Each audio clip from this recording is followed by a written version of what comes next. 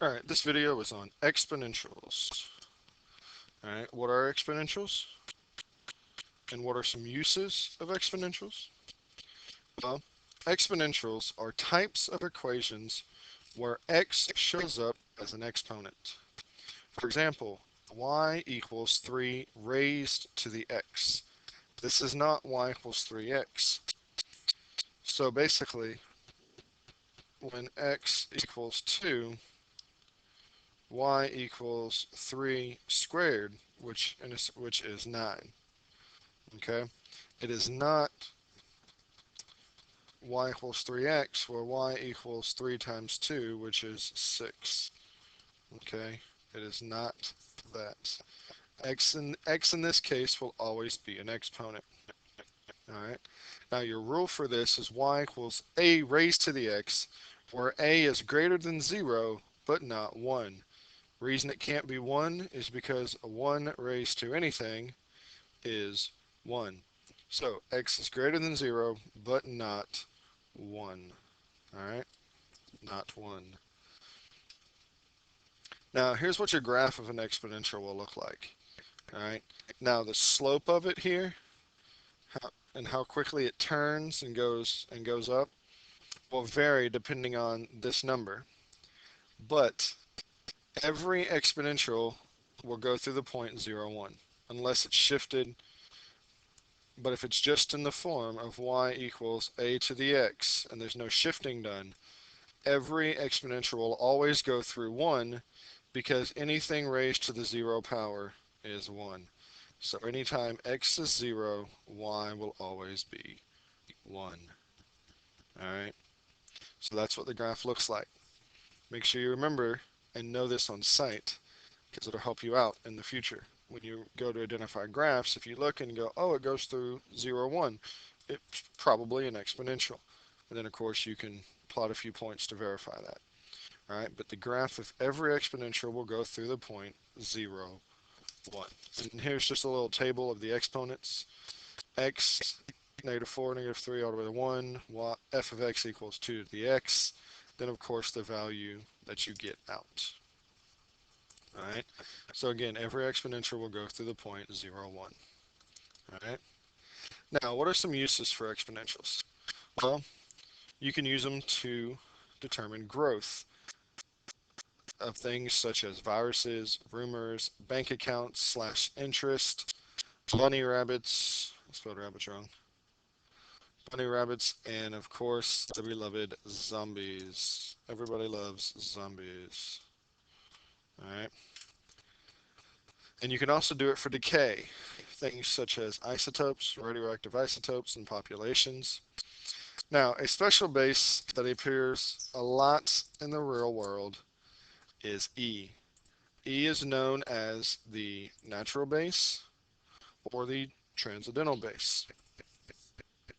All right, but it appears a lot in the real world.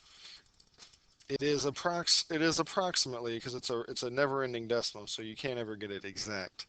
But it's approximately 2.71828. Now, this is also a key on your calculator. It'll probably be above either the um, the natural log key. So you'll look down, you'll see natural log x, or just natural log, and that'll be your key. Depending on what kind of calculator you have, it could say natural log, or it could have natural log of x. If you look above that, written above it, you'll either see e to the x, or you may just see an e. All right. Now, so you're probably going to have to hit your second key. Some calculators have a second key. Some calculators, I know if you're using the TI Inspire, it's the control key, and it's a circle, and it's blue. Actually, I don't think they're all blue. But anyway, it's a control key, and it's a circular key. And then if you have like an 84 or something, a TI-84, it'll be the second key, which is, I believe it's the top button on the left-hand side. You probably already know where that key is. All right, but you look for the little e to the x, or look for the e, and chances are it's going to be above the natural log key. If not, if you have a different kind of calculator, you'll just have to hunt around for it until you find it. All right, but that is e. That is your natural base. Anytime you hear me refer to E anymore throughout this video, just know that I'm talking about this number, and you get that number using these keys. Now, don't ever try to type this in. Always use the E key. Don't ever try to type this in because you can't type it all in.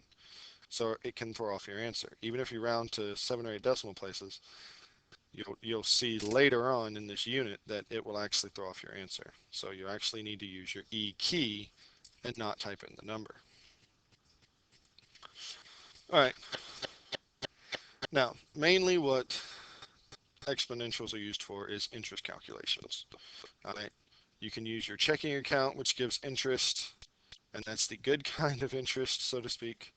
And your credit card also give you interest, but they call them finance charges, which are bad because this means you're paying them.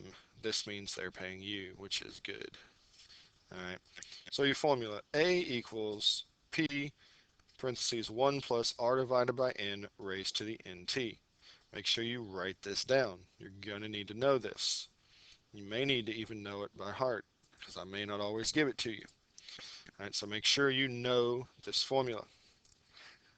Now, A is the amount afterward. Like say you put some money in the bank and you waited X number of months or years. A is going to be the amount you're left with. All right. P is your principal or your starting amount. How much you put in. Say you put $500 into an account to gain interest. P would be the $500 you put in the first place. R is your interest rate. So R right here is your interest rate. But the important thing to notice is it's your interest rate in decimal form. If you're getting an 18% interest rate, so to speak, just pulled that out of the air. If you're getting an 18% interest rate, you're not going to put 18 right here. You're going to put 0.18. You got to make sure you convert that to decimal form. Now, N, don't get confused on N. N is the number of times in 1 year you get interest. Okay? So for monthly, it's going to be 12. Annually, it's going to be 1. Weekly, it'll be 52. Daily, it'll be 365. All right? Just remember, N, it's the number of times per year. All right? And then T is how long in years. That's the important part there too, is in years we are getting money. So if you're only getting money for say 6 months, T is going to be less than 1. It'll be 0.5. 8 months, it'll be different as well. 4 months, those will all be less than 1. All right. Or year and a half, it'll be 1.5. So you need to figure out how long in years for T. All right. Let's look at an example. Because I know I can tell you the formula, but it's always easier with examples. So a formula is A equals P, 1 plus R over N raised to the NT.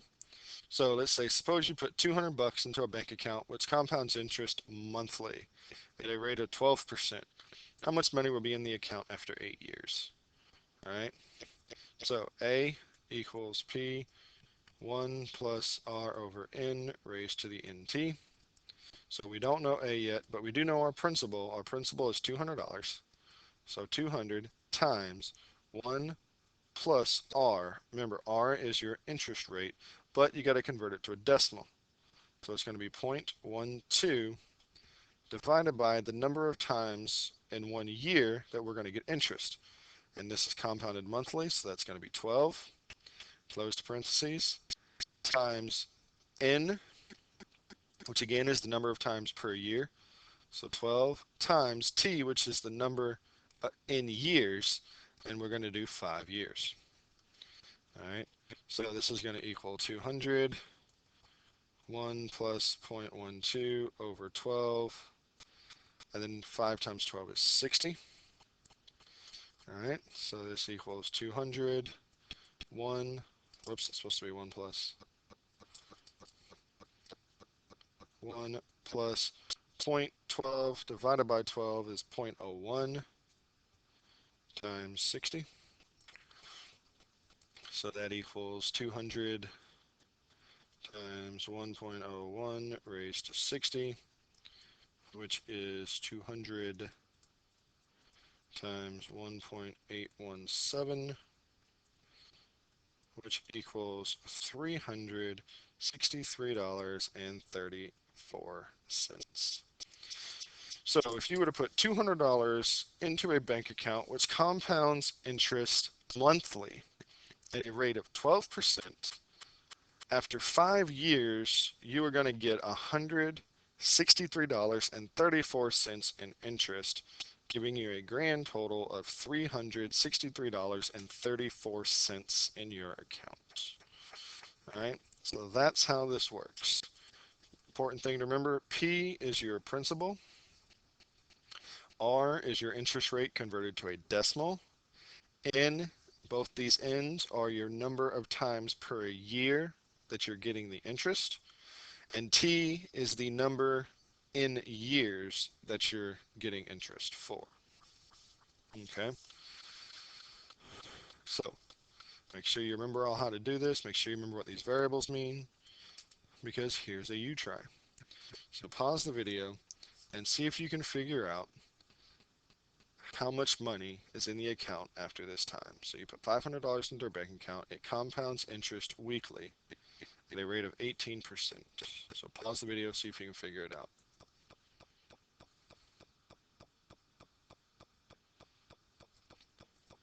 All right, so remember your equation is A equals P 1 plus R over N raised to the NT. So A, which we don't know, is going to equal 500 times 1 plus 0.18 over, and it's weekly, so this one's going to be over 52 raised to 52 times 8. Now, this is 8 months.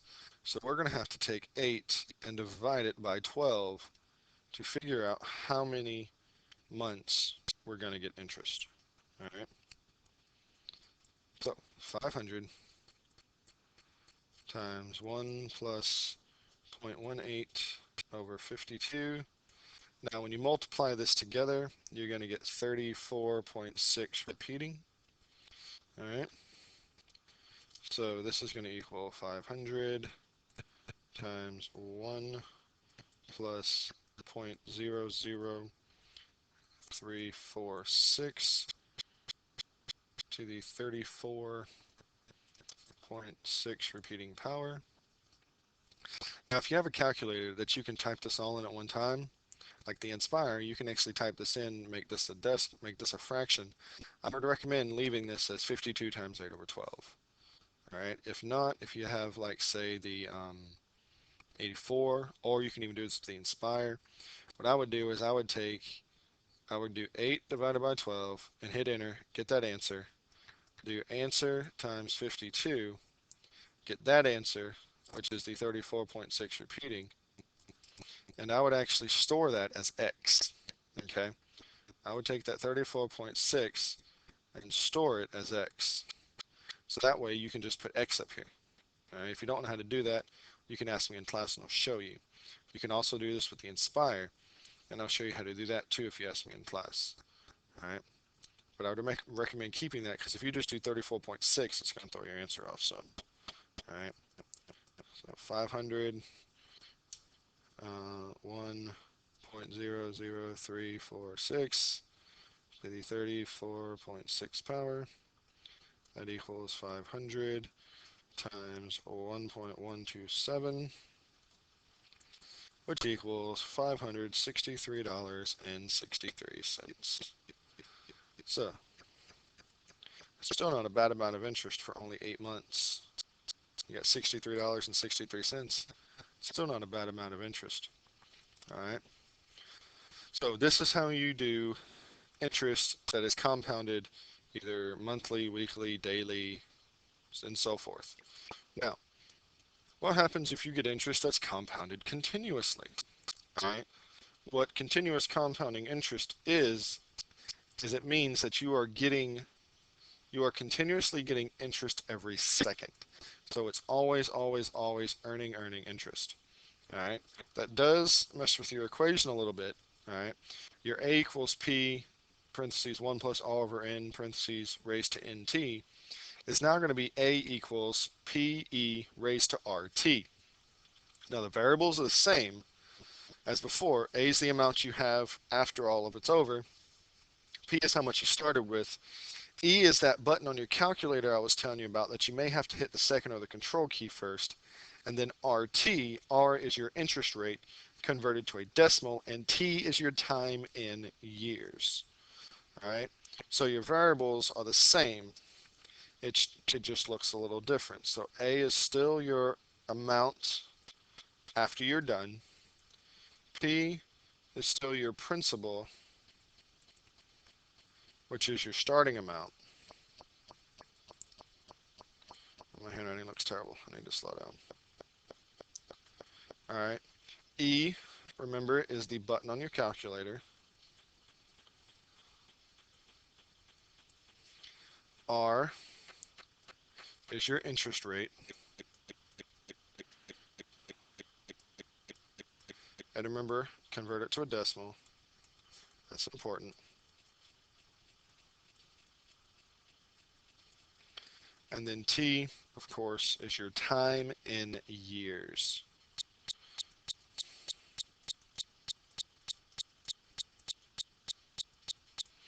So again, remember, if you're only getting interest for say 6 months, 8 months, 3 months, 4 months, 5 months, you need to take that number, divide it by 12, and get yourself a fraction or a decimal. Multiply that by your interest rate in this case, and then take E, raise it to that, multiply it by your principal. All right. Now, instead of showing you one of these, because you are in pre-calculus after all, instead of showing you one of these, because it's basically the same format and you know what the variables mean, all right, I'm going to make this example your ticket in the door. All right, so suppose you put $500 into a bank account that compounds interest continuously at a rate of 18%. You leave the money in the bank for 8 months. So how much money is left in the account after this time? All right. So go back, look at the equation on the previous page. A equals, the way I remember it is I say A equals PERT because it's P-E-R-T. I say A equals PERT. Just remember that the RT is the exponent on E, and you'll be good to go. All right. And remember, since it's only 8 months, your time is going to be a fraction or a decimal. All right. So this is your ticket in the door. Please solve it and have it ready to go when you come to class tomorrow. Good luck.